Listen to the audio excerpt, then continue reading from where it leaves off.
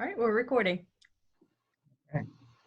Well, Holly, I have a few questions for you about this transition that's happening. And so, if you feel okay, just answering these, I think we'd all appreciate that. What have you enjoyed about serving at Olmsted Community Church? I have had a tremendously joyful time at OCC.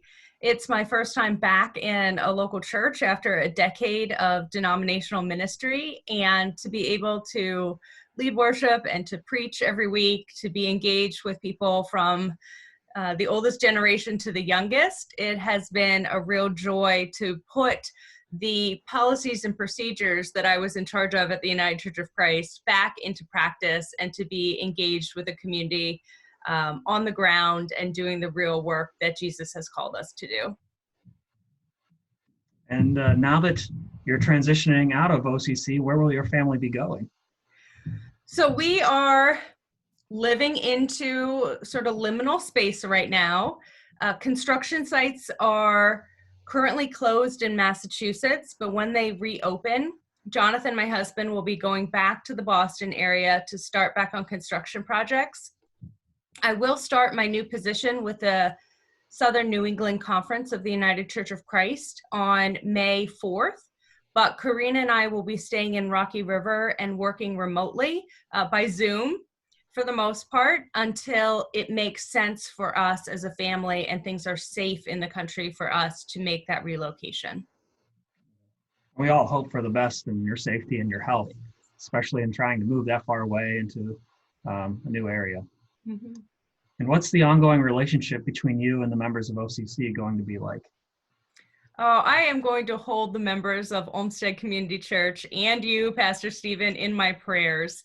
I see so much potential, regardless of how soon or how long it takes to come back together physically as a community. There's really tremendous momentum right now. And so I will be holding the church in my prayers. I'll still receive the bridge so I can read and keep up a little bit. But for the most part, I will be hands off and I will think of you in terms of being brothers and sisters in Christ, but I won't have any pastoral role anymore with members of the congregation. The one little asterisk on top of that is when it is appropriate for us to get together, we'll have a nice worship service and coffee hour or picnic or something where we can celebrate the ministry that we've accomplished together during this interim time. I know it's all so bizarre with this pandemic and leaving a call and not really having that chance to say goodbye in person. So we'll definitely welcome you back for that. I look forward to that too. No, that'll be excellent. I will definitely look forward to it. So you are also in the midst of transition, obviously, and have a lot on your plate. What are some of the things that you are looking forward to at Olmsted Community Church? One of the big things I was looking forward to was meeting you all in person, but I guess that will have to wait a bit. But I am looking forward to watching the growth in faith, our prayer life together, seeing where God's going to guide us in ministry and mission and Olmsted and hopefully into the greater world. So beginning in our community and then branching out beyond that. I'm looking forward to building relationships with all of you that are very fruitful and authentic, being there for you and watching you be there for one another. That's one of the best things about this call of being a pastor is being invited into the relationships. And that includes celebrating all those blessed moments in our lives, births and weddings. And new for me will be confirmations and infant baptisms, which I'm looking forward to and learning more about that. It's a little bit different than the tradition in which I'm ordained. And also, one of the greatest blessings of being a pastor is being called to be humbly present in those moments of grief. Mm-hmm. It's unlike anything else that you experience. And so it's weird to say that I look forward to that, but I do look forward to being there for all of those moments of God in our lives. That's great. So because we're making this transition and things aren't typical, what are some of the best ways that members of the congregation can reach out to you or be in touch with you during this time? Well, email, and I'll have the same email address that you all have been using to talk to Pastor Holly. So once that switches over, you'll be able to reach me through email, and of course by phone. My cell phone number will be sent out to all of you soon. I think this gets uploaded to YouTube later, so I figured I might not want to say it now, just in case some random person finds it later on. Yeah. And I start on May 1st, so when that bridge goes out, I'm hoping that my contact info will be in it on that day, and you can start contacting me whenever you feel free to. But also know that I have 3 children, and two of them are currently being homeschooled by my wife and me. My wife works full time, so we both take turns doing that, and we have an infant. So if I do not answer, please leave a message. It probably just means that it's too noisy for me to talk to you, or I'm changing a diaper, but I will get back to you as quickly as possible. So I ask for your understanding in that as we deal with this work from home environment. Oh, I hear you on that, because I have a 3-year-old in the house, and working in that same space has had, well, challenges and blessings. Yes.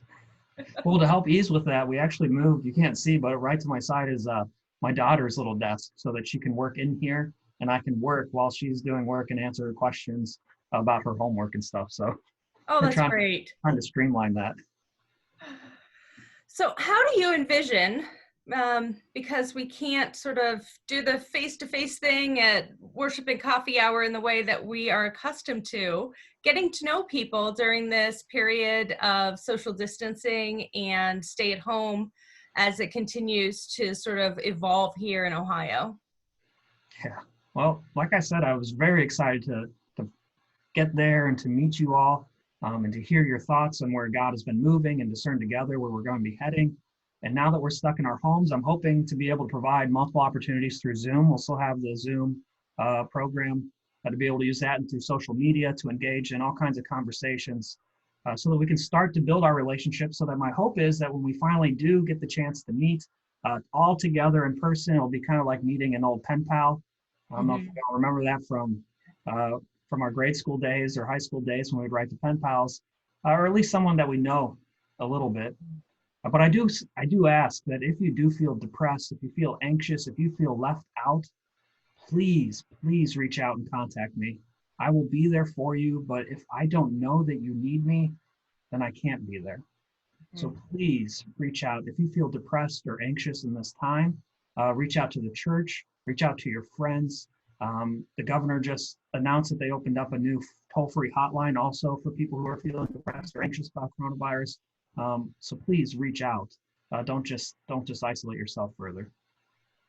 Right. And the same thing when people end up in the hospital, either for a virus-related issue or simply because of a unexpected hospitalization. We don't know that as clergy unless the person or the family or a friend contacts the church and lets us know. That's the only way that we can be responsive. And even if we can't physically get into a hospital during this time, there are other ways in which we can offer pastoral support. So I think that's great advice and a wonderful way to stay in touch. Yes.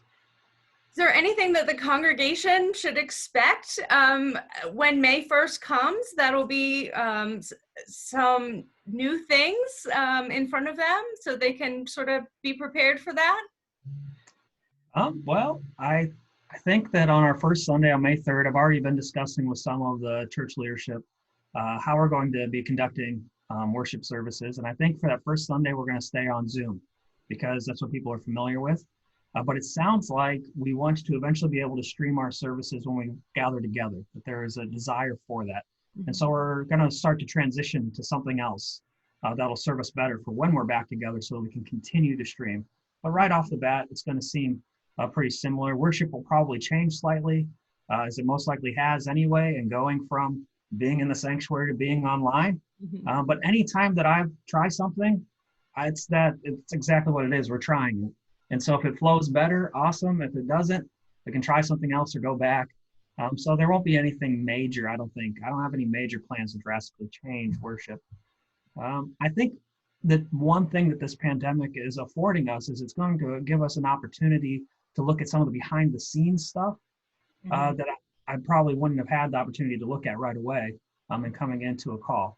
And so we're going to probably reevaluate some of the systems that are in place to see if we need to adjust programs or subscriptions or current ways of functioning that can be streamlined, or be made more cost effective. And all that kind of stuff, the majority of the church probably isn't going to see, but it could make Nicole's job, my job, the work of the new leadership team that you guys will be voting on, Mhm. easier, all those volunteers easier. Mhm. But none of these decisions are to be made on my own. I'm coming in with this understanding that you all will help guide me so that I might be better equipped and informed to lead and make decisions with you all. And so I ask that you help me do that. Even though we can't be physically present, I ask that for your information, your thoughts on any of the things that are going on at the church. That's excellent. And please know that we are about to gather for our last worship on Zoom and under my leadership. And you as well are saying goodbye to your congregation. And so we wish our fondest blessings as you make that transition and the best future for the church that you are currently serving. And it has been a true joy to be able to do this virtual handoff with one another today. Yes, definitely. Thank you. All right. Well, I'm sure the congregation will look forward to seeing you next week. Yes, and I'm sure that today they'll be giving thanks to you and for all that you're doing. And I thank you also for all the work you've been doing and all the help you've been giving me. And I'm sure that we'll be in touch here and there in our futures as well. Sounds great. Thank you. Thank you.